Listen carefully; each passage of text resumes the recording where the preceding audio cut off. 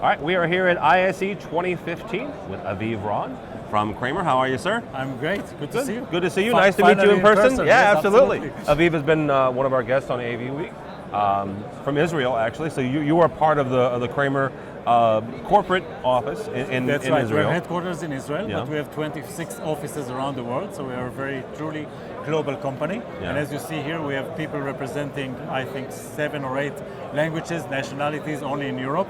We are also in all other parts of the world, so we're very proud of our global presence. Okay, so how does that work, right? I mean, because you have a very sizable presence in the U.S., which is obviously where I know you from. Right.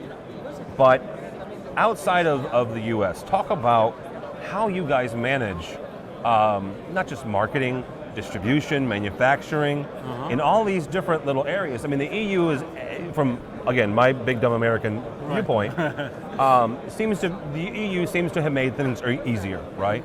But the EU is not just where you are. You've got Middle Eastern, you've got China, you've got India. Everywhere. How do you manage all that? Yeah, so the concept is that we are global company in a very right sense of the way. So Say that again. Global is the combination of global and local. So we act globally, but to the customers we behave like a local company.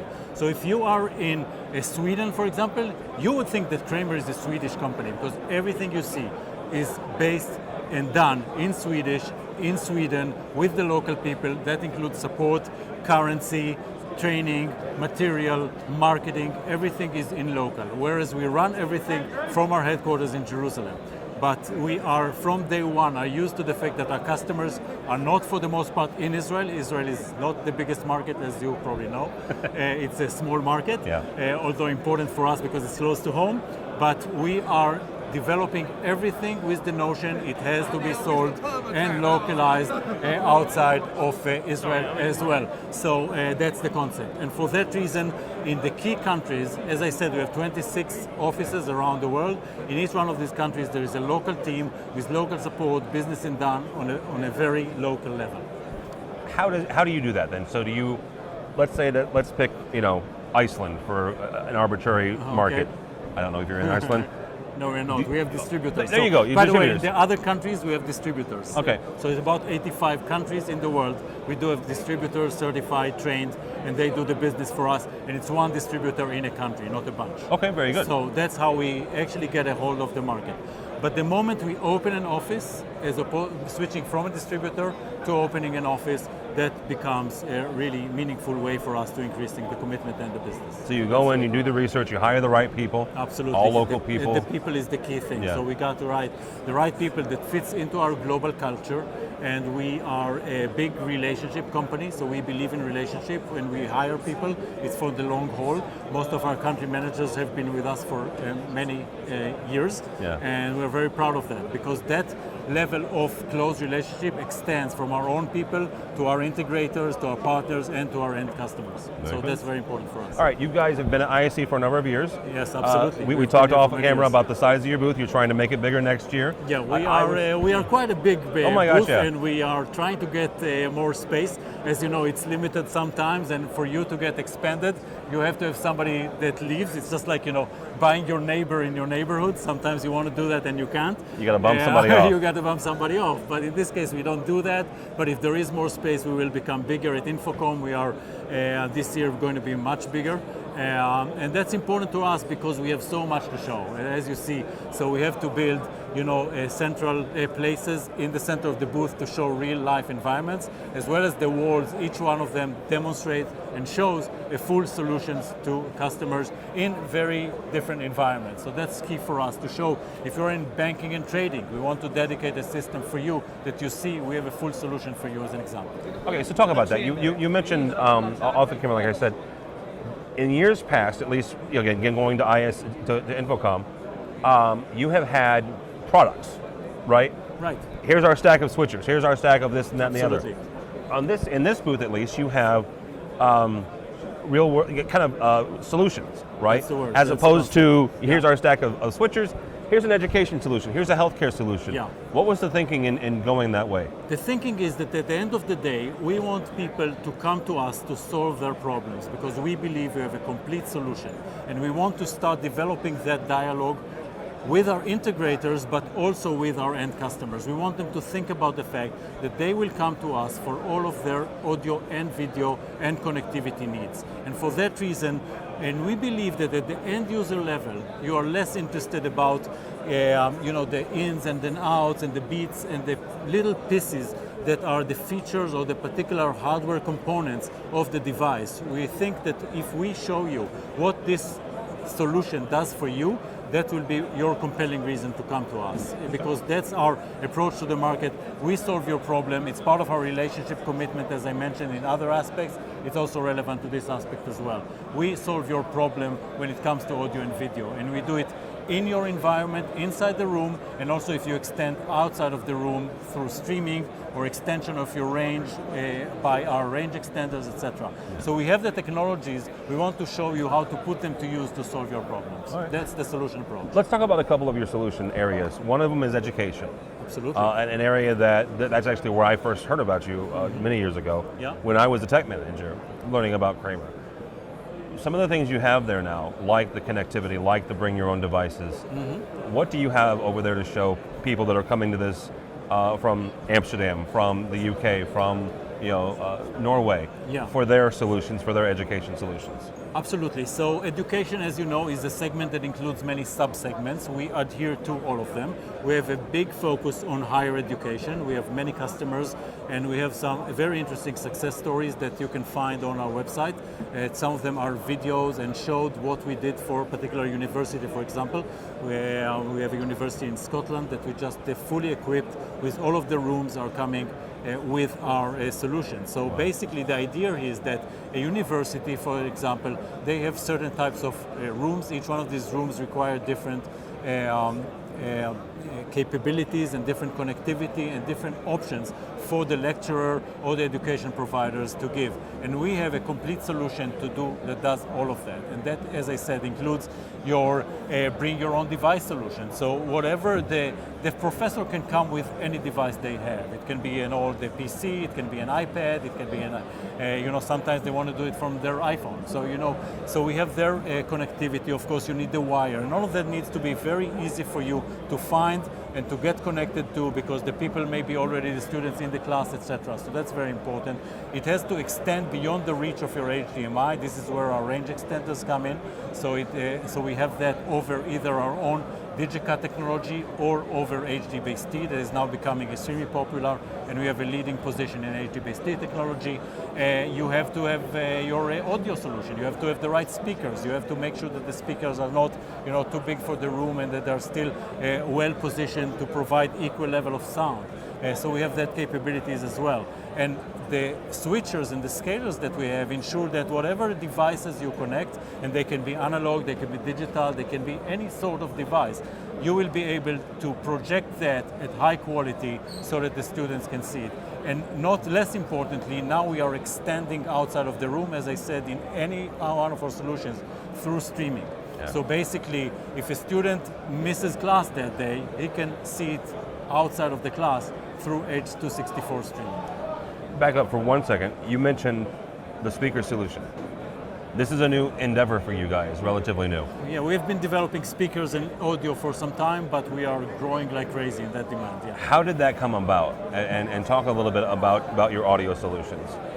I think the way it came about is a combination of we couldn't wait to innovate internally, and the company is led very actively still until today by Dr. Yossi Kramer. In fact, he's here in the show. He's the founder. He founded the company 34 years ago. He has the thing for technology, and he always wants to do the next thing. So he's running around and expanding the line, and this is how we got to having more than 1,200 products in our catalog, which you can see here. And audio has been aside all the time, and we have had some experiments in audio before, but a couple of years ago we have taken it much more seriously, and we are now providing full audio solutions. And what we see is, again, audio can come to from the home environment, from the car industry. They have a lot of speakers, etc. But if you are all the time thinking audio for the corporate customers, from the corporate environment, and that's education, or any type of commercial customers opposed to the home, then you're developing different kinds of products. Yeah. And that's what we do. And in addition to speakers, we have the distribution, we have the amplification of audio, we have some very unique network solutions for audio as well, that you can see in our booth, and maybe we'll devote some more time to it later, but that's definitely a growing field for us. All right, one last thing before I let you go, because we're going to get Clint in here to talk about your K-Touch. Okay. You mentioned needing the HDMI cables for the bring your own device. The only thing that I would take issue with that is you don't need that with your guys' new product, with your new wireless product, Via. Mm-hmm. That's right. You mentioned before that this was your first endeavor, European-wise, for Via, but you've got some new additions, I guess, from what the U.S. market has seen up to this point. Absolutely. So first of all, we pronounce it Via as Via, opposed to okay. Via. All right. That's good. So Via is the product, and Via is our true collaboration solution. We have introduced it to the world for the first time at Infocom. At the same time, at Infocom, and since Infocom, it has won numerous awards as a product of various magazines and various competitions. It's a true collaboration environment that we showed. Actually, we are now presenting it here, so we'll continue. But in Europe, we are launching the product for the first time, or the line of products here this year, but we are introducing to the world iOS mirroring, and that's a very much awaited for feature that we are extremely excited about. You can now stream and do iOS mirroring, just like you can participate in any VIA collaboration meeting as we had before, with 6 users running in parallel, displaying their screens and sharing their material on one screen, 6 screens presenting on one, or 12 when it comes to 2 main screens in the room. So that's a full collaboration solution, and it has the full HD streaming as we introduced last time. The other thing we are adding this year, this show, and that's important to this particular market, we are now supporting multi-languages. We start with Russian and German, and we'll expand to other languages as well. The other thing you can do is you can send any of those back to the devices, right? Absolutely. This is really, when you come to a huddle room or to a collaboration meeting with VIA, you are really sharing information, and that goes back and forth.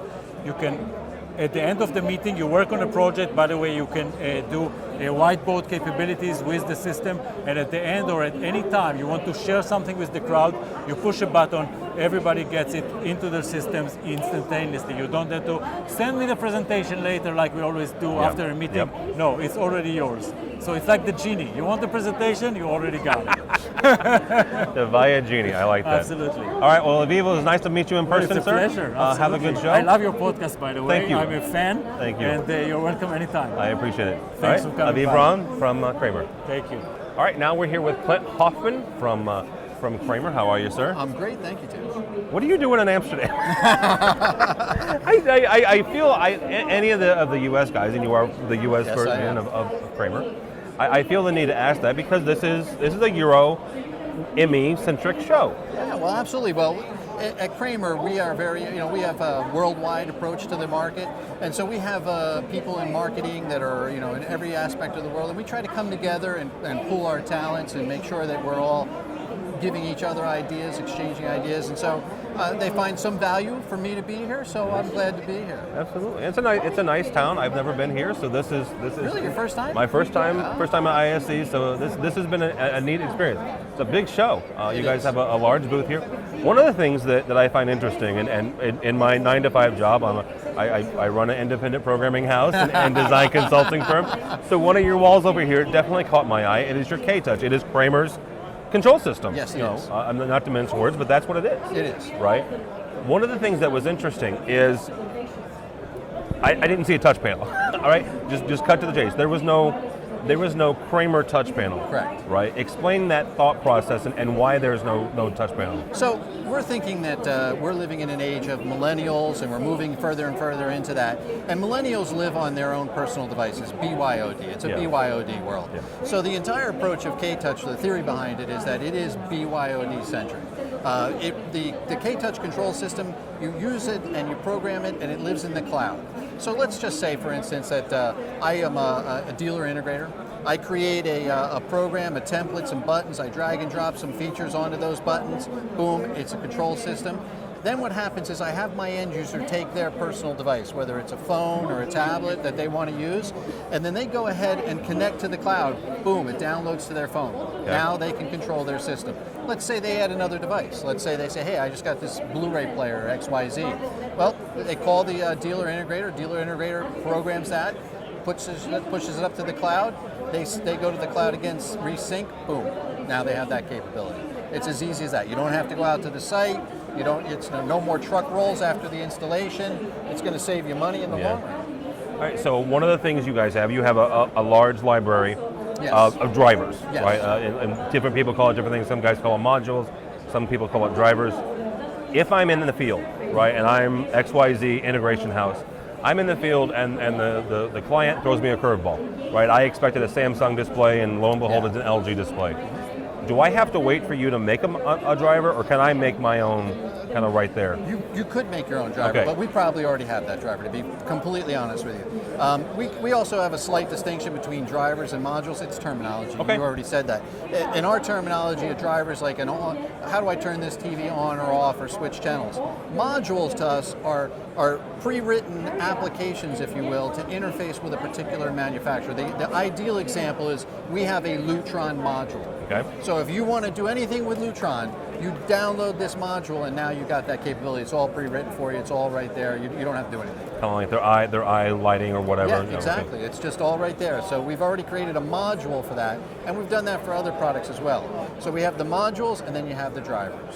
Is this product available only in the U.S. or only outside of the U.S. or where is it? K-Touch? K-Touch. K-Touch is worldwide. It's Okay. available through anywhere so that there's a Kramer outlet. We have, I think we have 26 offices now around the world, sales offices, and K-Touch is a worldwide product. Is this something that, like other control manufacturers and other companies, there are classes and certifications that you guys have, or is there no, you obviously need to go to the class to learn how to do it, but there's no necessarily, I'm Kramer certified, what have you. So, exactly. With any system, even if it's drag and drop, you have to have some basis of knowledge in order to be able to put things together and build pieces and make buttons and so forth. And so what happens is we have all of our training online. This gentleman just walked by as well. That's right. So we have all of our training online, and what you can do is go on and learn at your own pace. There's currently, I think there's 15 modules. You can take them at your own pace. It'd probably take you, if you were just being very casual about it, a week. Now you're a programmer for K-Touch. Okay, very good. All right, what's one thing, if you're not coming to this show, right? Half the reason why we're recording this is for people that either are outside of the U.S. that aren't coming to ISE, or people from the U.S. that were able to make it. What is one thing that is in this booth that you absolutely wish that everyone could see? If there's one thing in this booth that I wish everyone could see, I don't want to sound cliche because we've been talking about K-Touch, but I think it is K-Touch. Okay. Now, I didn't have the opportunity to hear you talk to Aviv per se, but I imagine that you talked about solutions and the fact that we're showing solutions here. You become a solution company. We were a very good box company for 34 years. We made a lot of boxes that solved a lot of people's problems, did it very effectively and very successfully for 34 years.